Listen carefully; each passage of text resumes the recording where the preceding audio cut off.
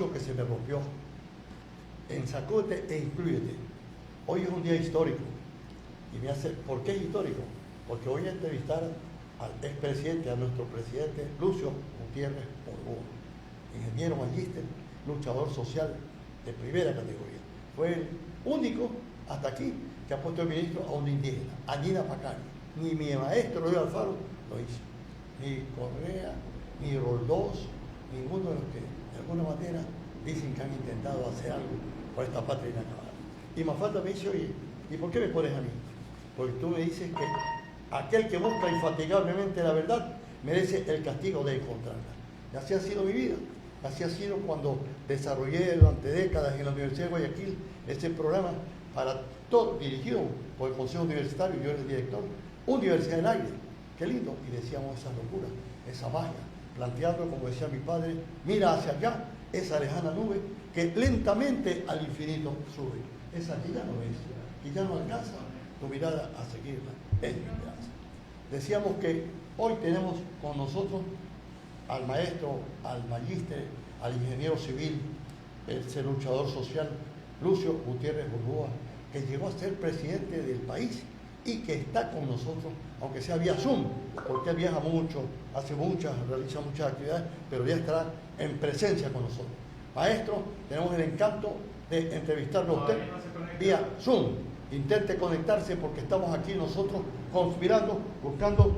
Entonces tendría que ir a un comando nuestro a secuestrarlo. Busca el Zoom, Jacqueline, para facilitarle a Lucio Gutiérrez Borbó este material. Ya estuvimos en contacto con él hace 10 minutos y nos ratificó que estaba listo para encontrar el Zoom. Sino que nos ayude Pedrito Roldán, nuestro productor, para que vea que el Zoom es correcto, el que hemos enviado a nosotros. ¿Ah? ¿Qué les parece? Mientras tanto hay tantas cosas bellas para plantear aquí en esta vitrina, en esta lucha, recordando a nosotros que el pueblo inacabado debe abrirse camino, poco a poco encontrar estos senderos. Aquí en la Unión Nacional de Periodistas, que realmente trata de ser una especie de luminosidad, que no encandile, que no ciegue, sino que realmente ilumine a nuestro pueblo, que necesita realmente no solamente recibir las programaciones de los recaderos de siempre para que estén como estén, para que estemos como estemos, sino para que nuestro pueblo realmente se sacuda y logre llegar a nuevas situaciones. Ya están contactando con el maestro Lucio Gutiérrez Borbó. Un minuto ya. Y entonces dice que en un minuto da lista. Mientras tanto recuerdo yo que un doctorado que yo hice, más bien una maestría en una de las universidades ecuatorianas, tuve el encanto de que Gilmar Gutiérrez Borbó, hermano de Lucio, sea mi maestro. Era instructor allí y me impresionó la prolijidad, la precisión, la disciplina, la organización mental, el conocimiento de los materiales que nos impartía a nosotros, los que aspirábamos a hacer en ese entonces maestrante. Aprobamos, pero él fue muy estricto en todo momento y pensamos por eso, nosotros, ¿cómo es posible? Si es disciplinado y seguramente su hermano mayor, porque se lo ve mayor a Lucio, era más disciplinado, más fuerte. Entonces, ¿cómo es que rompió esa disciplina y llegó a dar un golpe insubordinándose? Es una de las inquietudes que nosotros tenemos ya cuando realmente estamos conectando con el maestro Lucio Gutiérrez Borbó, quien logró cambiar mucho la historia del país. Pero luego las fuerzas combinadas de los que han mandado siempre lograron enviar al traste los anhelos de que este país, a través de Lucio y de un puñado de militares valientes, cambien la historia. Ya recordamos que hace más de 100 años, en 1925, hubo una revolución también juliana, tremenda, durísima, maravillosa, que sacudió los cuarteles y sacudió los palacios de gobierno e impuso ya realmente una situación nueva en el país. Rompió la bancocracia que siempre ha manejado este país, ahora más fortalecida con el narcolavado y tantas cosas así. Pero ya en ese entonces, ya los militares se alzaron, los jóvenes lucharon y pactaron con algunos civiles y empresarios industriales para que la patria no siga dependiendo del capital extranjero y que no siga siendo manejada tanto por la bancocracia. Luego, ya después, volvieron otros militares. En 1937, el general Enríquez Gallo era Enrique Gallo. Bueno, él impuso la dictadura y logró el código del trabajo más serio, el primer código serio del trabajo que ha habido en este país. El papá de mi amigo Chalo Ayala fue ministro de él. Y entonces lograron realmente que los trabajadores tengan un código que no invite a ser despedidos, no a mejorar las condiciones de vida.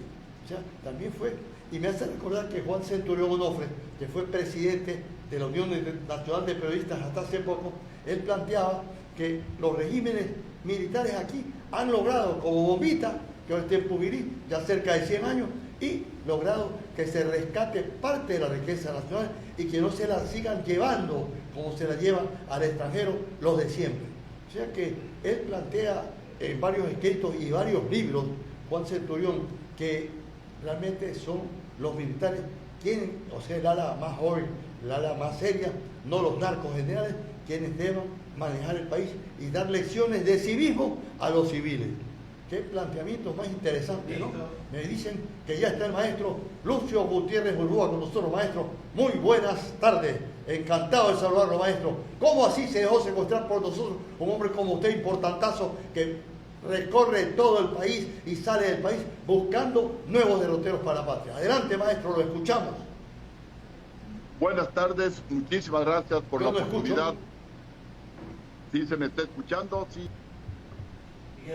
¿El micrófono? Hola. El micrófono del doctor parece que no se escucha bien.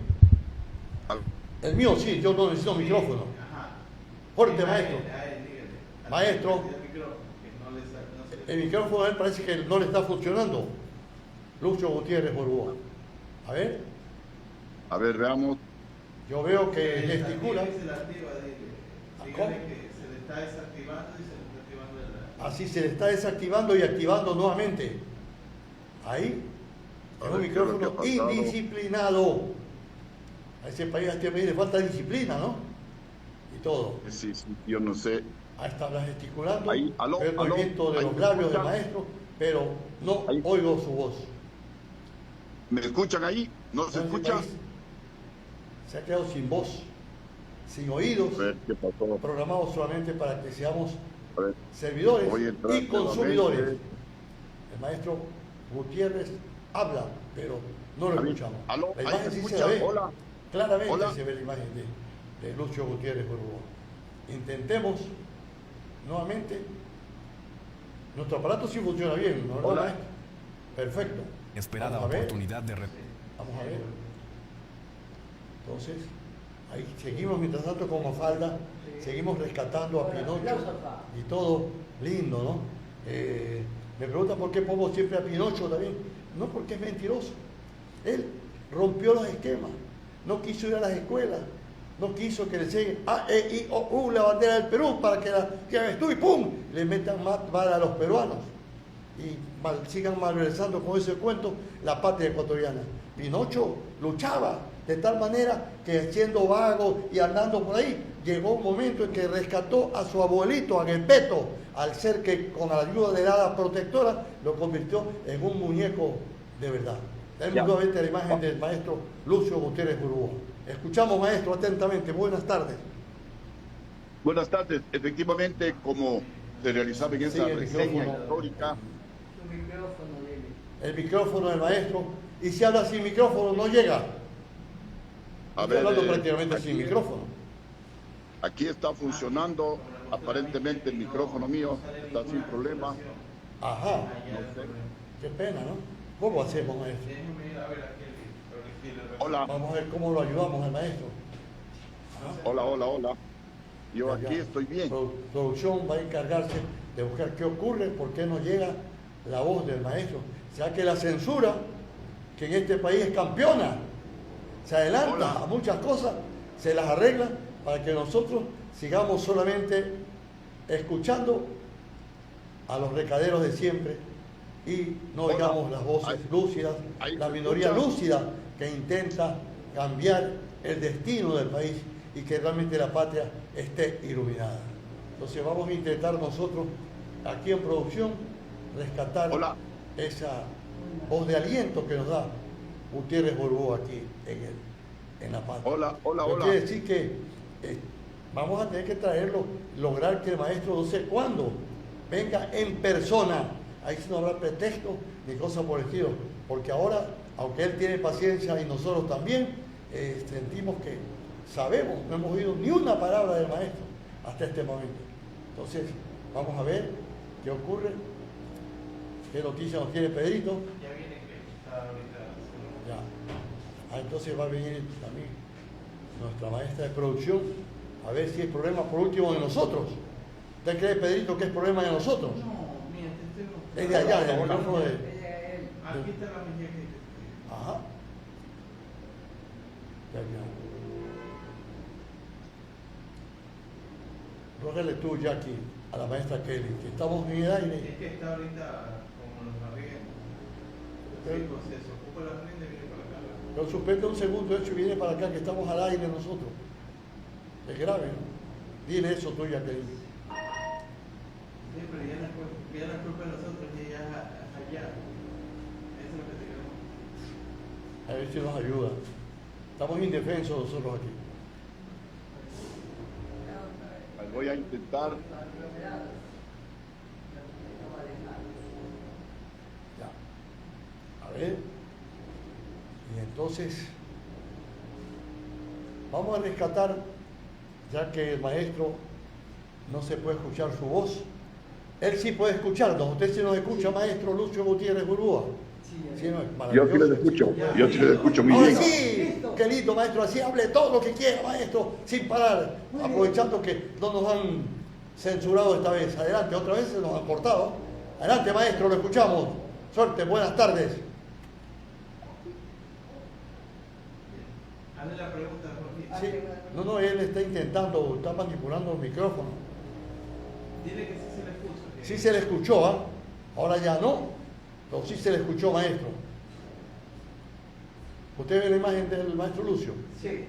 Ya, está intentando ahí manipular, que ya no toque más luego, a ver qué pasa. Mientras tanto le decimos a algunos cuando... Hay una pregunta. Sí, yo le hago preguntas ya al maestro, ¿cómo así está con nosotros?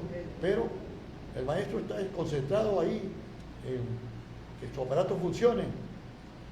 Aquí en este país hasta las cosas se nos han revelado ya. Se sublevan. Maestro, estamos atentos, que empiece sus disparos. Y todo, que a este país le hace falta disparos de pensamiento nuevo, lúcido, diferente completamente. Vamos a ver. Ya logró hace unos segundos, sí logró que se... Sí. Entonces, vamos a ver, maestro. Vamos a ver. Decíamos que esta patria inconclusa recibió una misión económica japonesa porque había publicidad diciendo que aquí no había guerrilla, aquí no había violencia, aquí en tiempo de Rodrigo no había narcotráfico, no había un paraíso para invertir. Y entonces vino una misión económica japonesa que se negó a recibir alimentos y hospedaje del gobierno de turno. Entonces fueron por su cuenta a Manabí, a Guayaquil, a Quito, a Cuenca, a Loja, y llegaron a varias conclusiones. Uno, que hay un Estado demasiado gigantesco para un país raquítico, o sea, una cabeza grandotota que no deja caminar el país. Diferente de los asociados que tenemos en México. Ajá. Sobre el tema de los radios, que necesita que un poquito de claridad sobre los radios que están usando en Ecuador. Ajá. Y como estoy participando en eso que te dije, quisiera ver si puedes darle algunas luz. Hola, ¿se escucha? Hola. Escuchamos perfectamente, maestro Lucio, está en México, lo escucho. ¿Cómo está usted? Hola, a ver. Sí, perfecto, entonces, lo escucho muy bien. ¿Usted nos escucha? Veo que ya se solucionó. Usted nos escucha, ¿no? A ver, sí. Yo le escucho muy bien. Adelante, lo escuchamos así. ¿Qué está haciendo por allá, maestro? En México. A ver, este rato ya en Ecuador, estuvimos en el exterior en un seminario, pero este rato ya en el Ecuador, así que aquí ya realizando nuestras actividades del partido, actividades personales, actividades de un emprendimiento que tengo, y estamos aquí completamente a la orden, estimado maestro y amigos que nos están escuchando. Así que vamos a la entrevista de una. Perfectamente, maestro. Usted, siendo militar, logró graduarse de ingeniero civil y luego hizo maestría. ¿Cómo logró eso usted, esa cuestión? Usted era pelucón, tenía mucho billete, era becado y por eso logró llegar a esas altas esferas. Lo escuchamos. A ver, obviamente pues siempre, desde cuando estaba en la escuela y luego en el colegio, mi padre me mencionaba que si soy zapatero, debo luchar por ser el mejor zapatero. Mi papá quería que sea médico. Si soy médico, tengo que ser el mejor médico.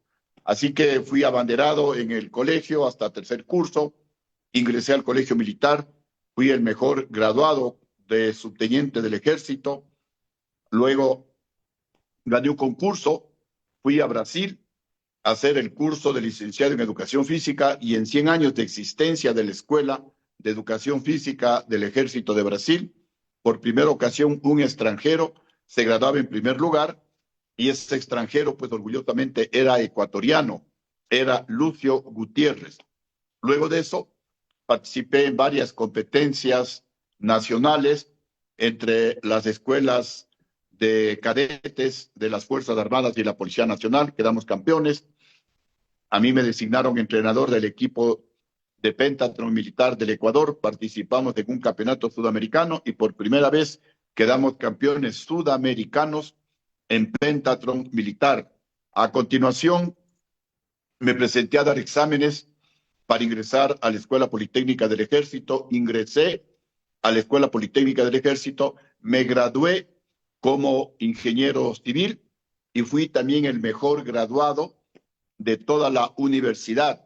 En esa época, año 85, era presidente del Ecuador Rodrigo Borja y él me condecoró como anécdota porque, bueno, era el mejor graduado de toda la ESPE, de toda la Politécnica, de toda la universidad y luego competí contra el doctor Rodrigo Borja en las elecciones del año 2002 y con la ayuda de Dios y del pueblo ecuatoriano le gané al doctor Borja. Esto, repito, pues como anécdota.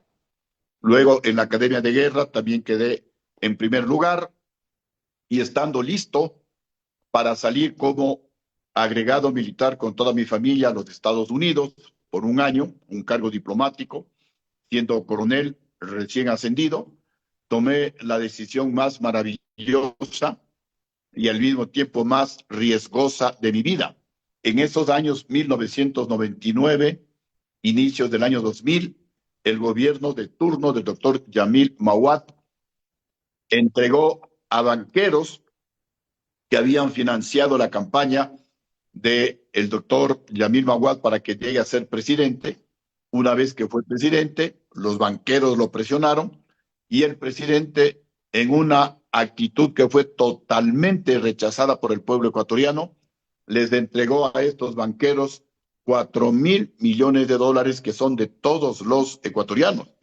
Luego, estos banqueros insaciables siguieron exigiendo más dinero. Como ya no tenía más plata en el Banco Central, el presidente Yamil Mahuad tomó la decisión terrible de congelar los dineros de los ecuatorianos en los bancos, prácticamente de robarles al pueblo ecuatoriano alrededor de 4.000 millones de dólares. Entonces el pueblo obviamente se levantó, el pueblo protestó, el pueblo reclamaba por su plata. No estaban reclamando porque le subieron el precio de la gasolina o porque le subieron un impuesto. El pueblo reclamaba por su dinero que le habían robado la plata. Recuerdo con dolor que hasta cuando se publicó en los medios de comunicación, 58 personas se suicidaron por la impotencia de no poder retirar su dinero. Es que es terrible. Imaginémonos que hoy este presidente congelaría el dinero de los ecuatorianos en los bancos. Mañana no tenemos con qué comprar el pan, la leche, con qué poner gasolina al vehículo, con qué pagar el bus, el pasaje del bus. Y es así que muchos emprendimientos, muchas empresas quebraron. Los padres de familia sin trabajo migraron al exterior, a España, a los Estados Unidos. La célula fundamental de toda sociedad, como es la familia, se quebró. Los hijos se quedaron con los vecinos, en el mejor de los casos con los abuelitos o con alguna familia, pero crecieron sin el cariño de sus padres. En esta situación, el pueblo ecuatoriano se levantó, tomaron como objetivo el Congreso Nacional, lo cercaron y entonces nos ordenaban a los militares reprimir, romper a como dé lugar ese cerco. Ahí fue cuando tomamos la decisión más riesgosa, pero más sublime de toda mi vida, porque no puede haber cosa más maravillosa que sacrificar algo que uno ama, como en este caso la carrera militar, por unirnos al pueblo, por unirnos a ese pueblo que en la guerra del Cenepa 5 años atrás había estado junto a nosotros defendiendo el territorio nacional. Y ahora ese pueblo reclamaba por su plata que le habían robado. Y los militares de honor no podíamos reprimir a ese pueblo que reclamaba por algo justo, reclamaba por su plata. Así que tomamos la decisión histórica de unirnos al pueblo en ese reclamo. Nos tomamos con el pueblo el Congreso Nacional para exigir al presidente de la República que paren esta masacre que significaba pues robarle el dinero a los ecuatorianos. Luego de ese acto, de esa gesta heroica, estuvimos presos, nos tomaron presos, yo estuve 6 meses preso, se acabó la, 6 meses preso, se acabó la agregaduría militar, se truncaron los sueños de llegar a ser general. Yo siempre fui el primero de mi promoción desde cadete hasta coronel, hasta cuando me sublevé para unirme al pueblo en su legítimo reclamo. Se acabó la carrera militar, se truncaron mis sueños, pero por algo mucho más hermoso, más valioso, más maravilloso, más sublime, como es unirse al pueblo en una causa justa, como es luchar junto a nuestro pueblo por una causa, repito, totalmente justa, porque ellos estaban reclamando la plata del pueblo que les habían robado, que les habían metido la mano al bolsillo del pueblo ecuatoriano. Estuvimos presos, a los 6 meses nos dieron la amnistía los del Congreso Nacional. Una vez libres formamos el movimiento que luego se llamó el partido político Sociedad Patriótica emulando a otros 2 grandes héroes latinoamericanos, como Eugenio de Santa Cruz y Espejo, quien en 1790 forma las sociedades patrióticas con los quiteños de la época para que germine ese ideal de libertad. Y luego en 1810... Lo escucho, perdón que interrumpí, es que me acordé de Espejo, que escribió el nuevo Luciano y creó realmente Sociedad Patriótica y también murió preso realmente, preso, duro. Así es. Y luego, pues en 1810, el libertador Simón Bolívar también forma las sociedades patrióticas, que luego las sociedades patrióticas confluyeron en el ejército libertador. Entonces, emulando y como homenaje a esos 2 héroes latinoamericanos, le pusimos a nuestro movimiento el nombre de Sociedad Patriótica. Llegamos a la presidencia de la República y una vez de presidente, a más de las acciones que están ahí, a más de los logros que definitivamente son los mejores de toda la historia del Ecuador, tenemos el récord del mayor crecimiento de la economía de toda la historia. Más del 8% creció la economía en nuestro gobierno. ¿Cómo lo reconoce? Más del 8%, que es el crecimiento más alto de América y el crecimiento más alto en gobiernos democráticos de toda la historia del Ecuador.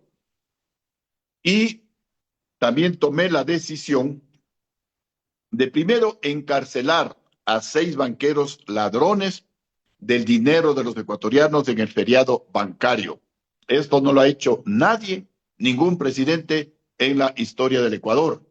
También tomé la decisión de recuperar más de $1,000 millones de la plata que se robaron los banqueros cuando congelaron el dinero de los ecuatorianos en los bancos. Esto tampoco lo ha hecho nadie en la historia del Ecuador. Y también la decisión de incautar bienes a 190 deudores morosos que no querían pagarle al Estado ecuatoriano. Hicieron préstamos de 10, de 20 millones de dólares y luego no querían pagar. Entonces, como los otros presidentes eran del mismo círculo vicioso, no les cobraban, hasta que llegó un presidente del pueblo que les dijo, señores, ¿me pagan o me pagan? Porque ese dinero es del pueblo ecuatoriano. Como no querían pagarles, incauté bienes. Entre ellos, por ejemplo, al señor Juan José Pons, entre ellos a el señor Agustín Febres Cordero, hermano de León Febres Cordero. Esto es lo que irritó a la oligarquía. La oligarquía de la costa se levantó, liderada por León Febres Cordero. Se unió en la sierra la oligarquía quiteña, liderada por Rodrigo Borja. Se unieron los generales, les compraron a los generales porque nadie hace algo gratis. Al general Luis Aguas, que era comandante del ejército, al general Hernán Ayala, comandante de la Fuerza Aérea, al vicealmirante Víctor Hugo Rosero Barba, que era jefe del Comando Conjunto. Les compraron. Se unió el alcalde de Quito, el general Paco Moncayo. Generales vanidosos porque un coronel era presidente de los ecuatorianos y ellos eran generales. Antes el coronel se cuadraba ante los generales, ahora los generales tenían que cuadrarse ante el presidente de la República. Y es así que arman la estrategia militar, porque decían, bueno, ¿y cómo le tumbamos, cómo le quitamos el respaldo al presidente si la economía está creciendo a más del 8%? Si en el Ecuador se invierte más que en Perú, se invierte más que en Colombia, más inversión extranjera que en Chile, más que en Argentina. La inflación era prácticamente cero. La producción petrolera la habíamos subido a más de 550,000 barriles diarios de petróleo. Hoy a duras penas llegan como a 420, bajan a 380 y están en ese vaivén. Teníamos los mejores logros sociales y económicos de toda la historia del Ecuador. La pobreza se reducía a más del 4% anual, la más alta de toda la historia del país. Se generaban como 250,000 empleos por año. Se invertía en el Ecuador, como ya lo mencioné, inclusive más que en Chile. Entonces, para quitar el respaldo, necesitaban que alguien de Quito, que la gente salga a protestar, salgan a las calles. Y para eso arman la estrategia de traerle al expresidente Abdalá Bucaram. Los socialcristianos eran expertos, ya le habían traído 2 o 3 veces anteriormente, entonces trae una tercera o cuarta vez, no era problema, lo trajeron al expresidente Bucaram, armaron el tema de la pichicorte para culpar a Lucio Gutiérrez. Entonces un sector del norte de Quito salió a protestar, los llamados forajidos, 200, tal vez 500 personas, en algún momento a lo mejor 1,000 personas, y sin que el Ecuador se paralice un minuto, le quitaron estos generales traidores del respaldo al gobierno que tiene los mejores logros sociales y económicos de toda la historia del Ecuador.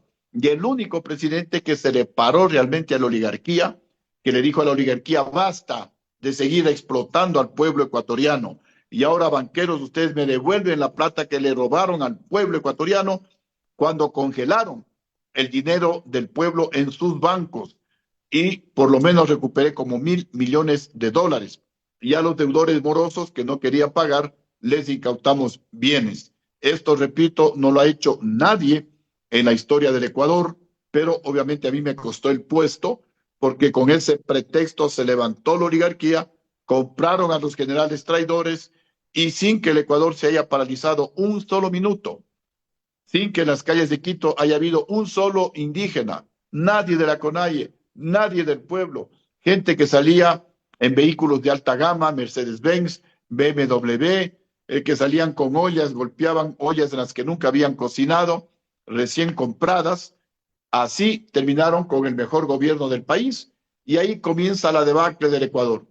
Comienza a bajar la producción de petróleo de 550,000 a 400,000. El crecimiento de la economía de más del 8% baja a un 2, a un 3%. La pobreza, que se reducía a más del 4% anual, comienza a aumentar. Y el Ecuador, que llegó a ser el tercer país de América Latina que más inversión extranjera recibía, solamente por debajo de México y de Brasil, los gigantes latinoamericanos, ahora casi nadie invierte en el Ecuador. Y de como 1,600 millones que se invertían, ahora pues invierten alrededor de 500, a veces menos de $500 millones, mientras que en Chile se invierten como 18.000 millones, en el Perú como 12.000 millones, en Colombia como 15.000 millones. Entonces, ecuatorianos, esto a grande rasgo, algo pues de la historia del 21 de enero del 2000, algo de la historia del gobierno de Lucio Gutiérrez, y ahora pues seguimos en esta lucha pidiendo siempre el apoyo de los ecuatorianos para volver a refundar el país y salir adelante. Y mi compromiso, cuando estemos en Guayaquil, doctor Jorge Enrique, a ver si podemos hacer una entrevista en vivo o algún otro día, esperemos pues no tener estos problemitas técnicos que tuvimos el día de hoy. Un encanto, maestro, lindo haber escuchado y saber esa parte de la historia. Ustedes inauguraron este milenio con dignidad, alzándose contra la corrupción de siglos, porque desde que la llamada independencia ya la gente salía a las calles gritando: ahora hay que libertarse de los libertadores. Nacimos con una deuda externa, que solamente Alfaro poco rompió el nudo gordiano y dejó de pagar esa deuda. Pero usted realmente nuevamente reinauguró la decencia en esta patria. Yo me recuerdo, yo estaba en el país y los pocos catedráticos universitarios lúcidos apoyamos a Lucio Gutiérrez Burrúa sin conocerlo, sabiendo solamente su lucha, viendo de la pinta, porque no tiene pinta de pelucón, de un rubio, ojos azules, y que peleó, defendió a su pueblo desde antes, dejó su carrera de ingeniero y esas cosas y hacerse un importantazo millonario para entregarse a una lucha con muchas ingratitudes. Incluso creo recordar que usted fue el único presidente que puso de ministra a una indígena, ¿no? Que Canina Bacari. Fue usted, doctor, ¿no? Qué maravilla, qué locura. Y realmente ahí los muchachos, los indígenas que han sido satanizados no solamente por la derecha, sino por la llamada izquierda, tampoco se alzaron brutalmente contra usted. Su pelea no duró mucho tiempo, o sea, sí ha durado hasta ahora, son varias décadas, pero su gobierno duró poco. ¿De qué periodo a qué periodo pudo usted gobernar, maestro? A ver, estuvimos desde el 15 de enero del año 2003 hasta el 20 de abril del año 2005. 2 años, 4 meses. 2 años, 4 meses. Y en 2 años, 4 meses se hizo todo lo que mencioné. Ahora que estamos con peligro de apagones, en el gobierno de Lucio Gutiérrez se inició la construcción del proyecto hidroeléctrico Mazar, uno de los más importantes en el Ecuador. Iniciamos la construcción y avanzamos de un 70% del proyecto hidroeléctrico en la provincia de Tungurahua, llamado San Francisco. Iniciamos el proyecto multipropósito Baba, 3 grandes proyectos hidroeléctricos, decenas de pequeños proyectos hidroeléctricos y termoeléctricos. Por eso en mi gobierno no había apagones, y más bien comenzamos con el proyecto de vender energía eléctrica a Colombia. Por eso es que en mi gobierno realizamos la interconexión eléctrica de Ecuador con Colombia. Si no había esa interconexión eléctrica, ahora estaríamos fregados. Siempre fue un gobierno patriótico, un gobierno de manos limpias, un gobierno que pensaba en las futuras generaciones, y por eso todos estos proyectos. Por primera vez se construye la troncal amazónica. De la Amazonía se sacaba el petróleo, pero no había conexión entre las 6 provincias de la Amazonía. Con Lucio Gutiérrez se construye la troncal amazónica, que ahora une, y pavimentada, que ahora une a las 6 provincias de la Amazonía. En el gobierno de Lucio Gutiérrez se construye la carretera Baños-Puyo. Antes era prácticamente intransitable ir del Baños a Puyo, una carretera que creo que no tenía más de 3 metros de ancho. Cuando se encontraban 2 buses, generalmente uno iba al abismo del río Pastaza, como a 200 metros de profundidad. Entonces se tomó la decisión de atravesar la roca. Pensaba que era imposible. Hicimos 7 túneles atravesando la roca viva, y ahora es una carretera completamente segura que ha impulsado el desarrollo de la Amazonía, de la provincia de Pastaza, de Puyo y también de la provincia del Napo. Y por primera vez en la Amazonía se conoció el pavimento en el gobierno de Lucio Gutiérrez. Y se hicieron muchas obras. En Guayaquil financiamos íntegramente la construcción del 3er puente y dejamos previsto la construcción del 4º puente, que hoy sirve no solamente a Guayaquil y a Guayas, sino a todo el país. financiamos una parte de la construcción del terminal terrestre de Guayaquil, que también sirve a todos los ecuatorianos. Los túneles de San Eduardo, que sirven muchísimo para los barcelonistas. Ahora van directamente a la Avenida Barcelona y luego al Estadio Monumental de Barcelona.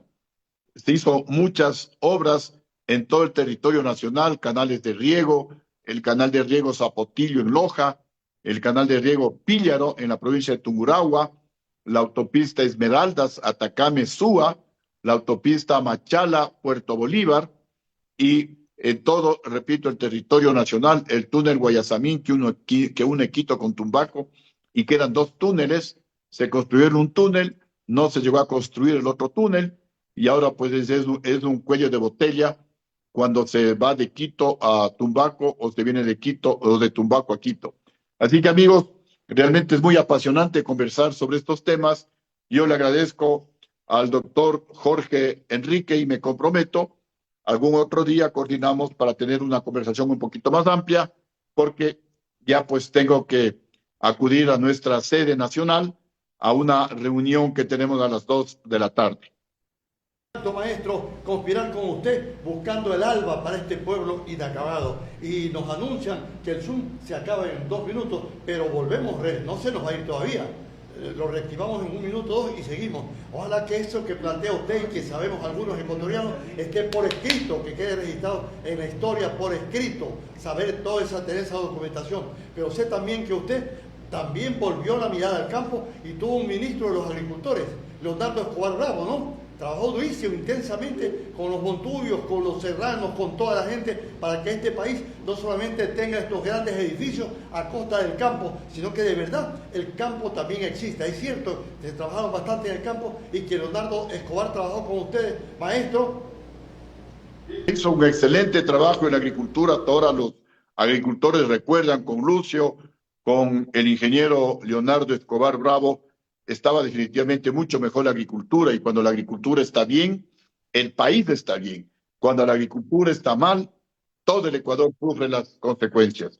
Así que, mi estimado amigo Jorge, le agradezco muchísimo y quedo pues para otra oportunidad conversar sobre este y otros temas. Muchísimas gracias. Siempre a la orden. No, yo ya tengo que irme. Ya no puedo, tengo que irme a la sede en donde me están esperando para una reunión de trabajo. Le agradezco muchísimo y me comprometo en otra ocasión nuevamente a retomar estos temas.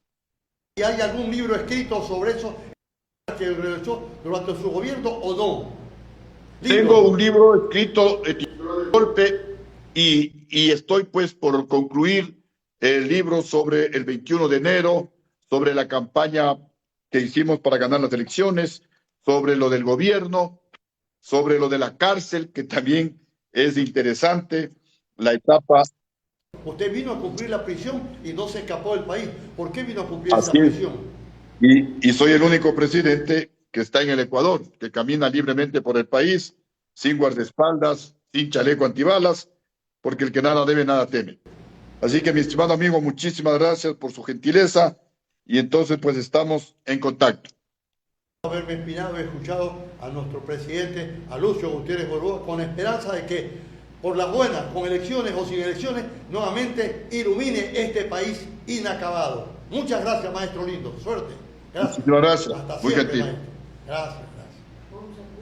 Vamos a una pausa comercial. Ya, muy bien, maestro. Gracias. Vamos a una pausa comercial.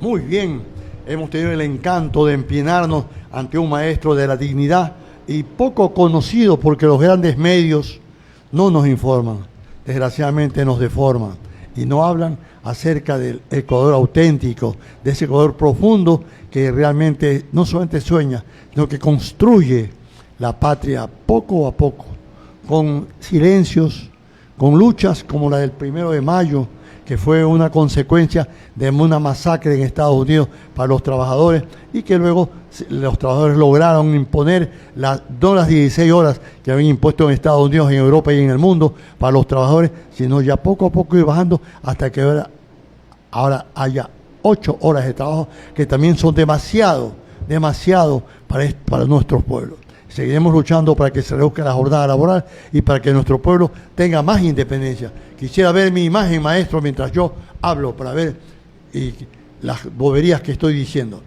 Decíamos que la patria inacabada, en estos momentos, desgraciadamente, se nutre con la plata de los emigrantes. Hemos dicho desde hace décadas que este país ha condenado y condena a sus mejores hijos al destierro, emigrantes, al entierro, Eduardo Flores Torres, cuántos maestros asesinados como Roldós, y al encierro a los que están en la cárcel por defender a los indígenas, por defender los derechos de toda la comunidad. Tremendo. Y entonces, ¿qué pasa? Vive este país presupuesto, una parte importantísima de los emigrantes, son algunos miles de millones de dólares. Por otro lado, el presupuesto se nutre con la plata de los narcos, del narcotráfico. Es decir, que si este país no hubiera narcotráfico, nos quedamos muertos de hambre, porque es una fuente de empleo de primera categoría que supera al Estado. Tremenda situación del país. Y que yo no soy moralista. ¿Qué puede hacer un muchacho, una niña, una señora que no tiene cómo vivir, cómo comer, que lo poco del campo, lo mucho, los intermediarios se lo llevan y luego van a que se venda regalado a Europa, a Estados Unidos, a extranjera? Usted tiene que meterse a delinquir, tiene que meterse a robar, tiene que meterse a narco, y entonces pienso yo que mucho más delito es el que gobierna y roba.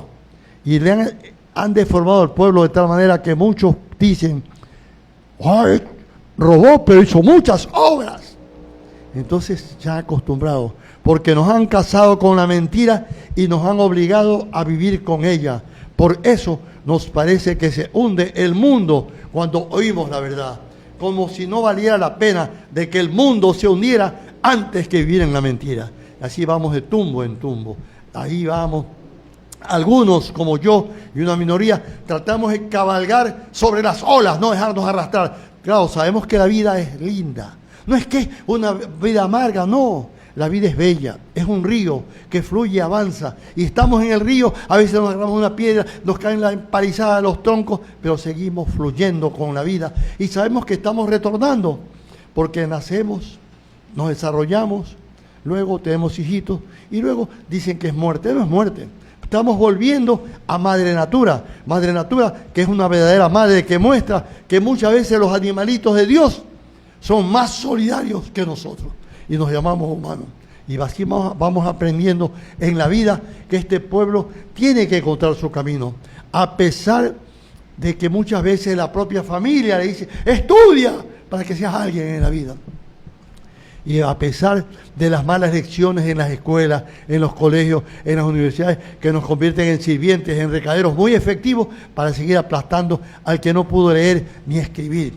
Y a pesar de eso, el pueblo abre camino. Ya ven cómo se abrió camino con Eugenio Espejo, cómo intentó abrir camino con los independentistas de Guayaquil, Olmedo, Roca, que los fueron silenciados y sepultados, que abrió camino con Eloy Alfaro, con José María Urbina, ese militar que se alzó y también luchó y logró la manumisión de los esclavos mucho antes que los Estados Unidos, que hasta ahora tiene esclavos, que ahora ya que son los negros, ¿no? Y que es el pueblo mismo que está viviendo como si estuviera en el Guasmo, horrible y todo. Pero aquí un militar, ya estaba dando 1850 y pico, Milico se alzó, impuso dictadura y logró manumisión de los esclavos. Luego, pocos años después, también se volvió a alzar Eloy Alfaro, tremendo general que llamaban de las derrotas, exilio, perseguido, torturado, volvió y logró, junto a los macheteros manavitas y algunos de Guayaquil, imponer un régimen que también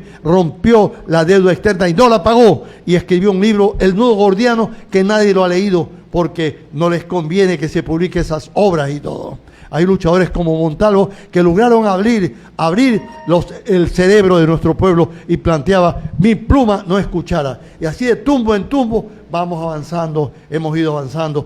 Antes recordábamos la Revolución Juliana, recordábamos también que Enríquez Gallo, ¿no? El general logró con el papá de Chalo Ayala, del doctor Ayala Cabanilla, un código de trabajo maravilloso, y hacemos luego la llamada revolución del 28 de mayo del 44, logró que haya unos asambleístas, unos diputados, unos luchadores y un gobierno que por el momento se alzó para que haya menos corrupción. Pero siguió este país. Luego nosotros los vicentinos, carita sucia, tira piedra, tumbamos a uno de los tantos gobiernos corruptos de turno y logramos, a pesar de que nos masacraron a Miño, Montenegro, Mariscal, a pesar de las masacres, tumbamos un gobierno e impusimos a Carlos Julio Arosemena Monroy, quien logró algunas conquistas, pero luego también fue derrotado, según él, por la CIA y por los 4 coroneles de la traición.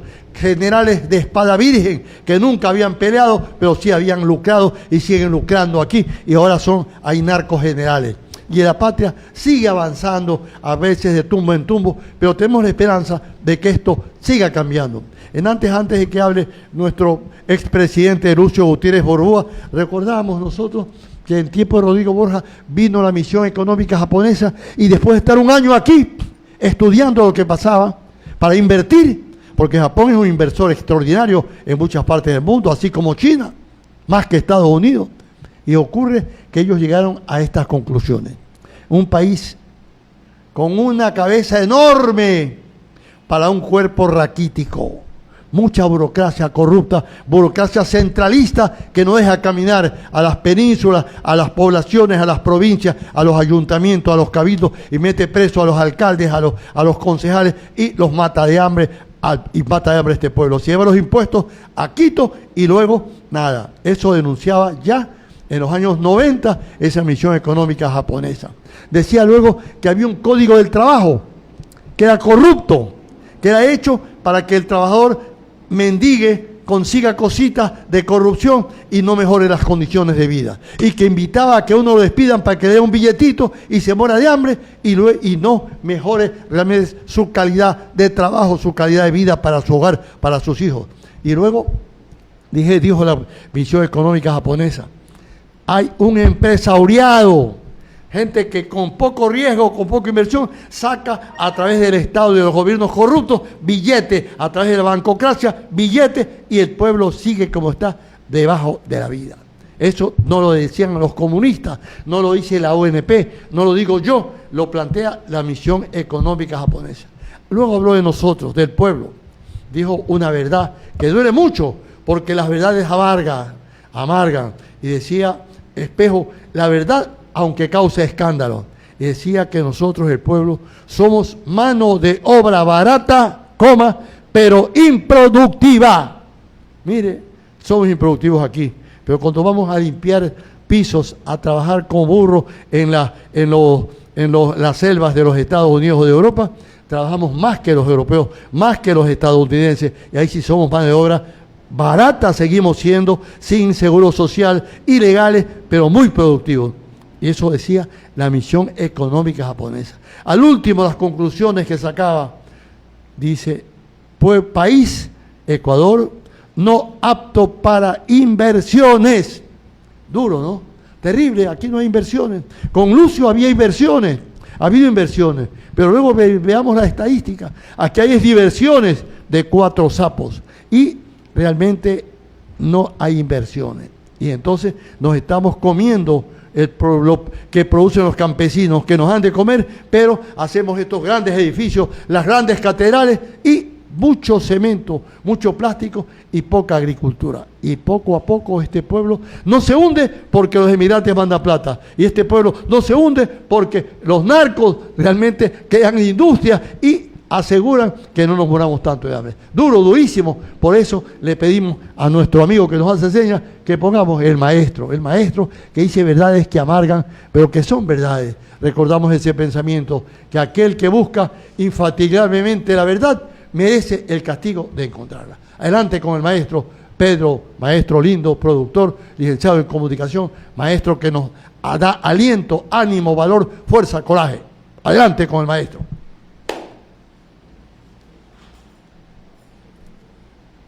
No se oye. Cuerpo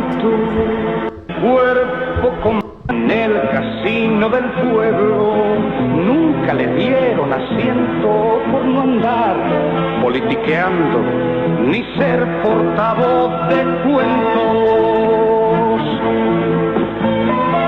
Las buenas gentes del pueblo han escrito al ministerio y dicen que no está claro cómo piensa este maestro exilado.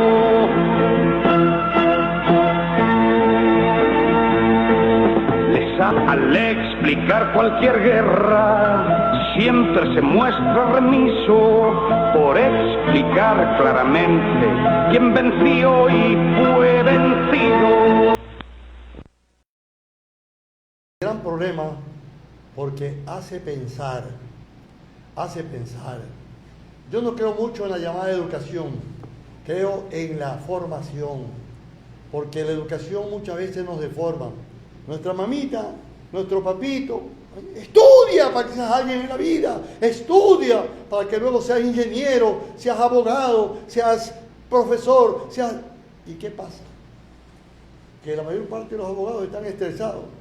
Tienen que ir a ver qué muerto hay, quién está robando, qué cosa hay, y no hay trabajo para todos. Médico, un gran negocio para 4 sapos, el resto, ¿qué tienen que hacer? El taxista, vendiendo agua, embotellada, y el pueblo así en la calle destrozado. O sea, mejor estudiar pensando, desaprendiendo, porque nos enseñan, desgraciadamente, basuras. Nuestra pobre madre que ha luchado, que ha tenido que aguantar a nuestra padre, a veces borracho, a veces con 3 mujeres, y se muere de hambre, y claro, trabaja como animal y se consuela bebiendo fines de semana, San Viernes, sábado, domingo, y una vida miserable, tremenda. Entonces esa madre nos inculca, estudia.